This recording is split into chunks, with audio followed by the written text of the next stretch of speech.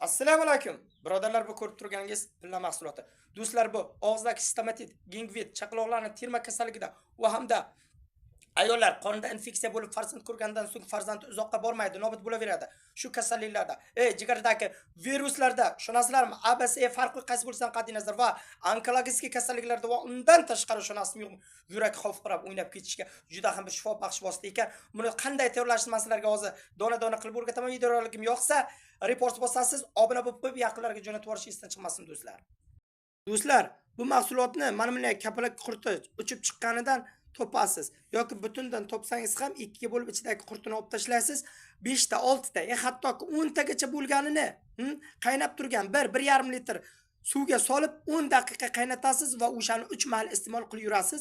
Yuqorida aytib o'tgan infeksiyaning virusli kasalliklarni xudo xolasa 2-3 oyda butunlay davolab yuborish xususiyatiga ega ekan. Undan tashqari do'stlar, stomatiti bor insonlar bo'lsa, yarim soat, 1 soatgacha milkka solasiz. Aylantirasiz. Xullas yopishqoq bo'lib qoladi. Ana shu holatda yarim soat, 1 soat saqlab yurasiz. 3 yoki 5 kungacha qilasiz do'stlar. Agarda yosh bolachalarda faraz qiling terma bo'lsa, shuni 10 tasini 100-200 gram qaynoq suvga eritib qo'yasiz 3 soat va og'zini chayib turasiz. Yoki shuni yoqib, kulga aylantirib, kul bilan og'zini artib tozalab turasiz. 2-3 kun davomida 2-3 mahalgacha bo'ladi birodarlar bu.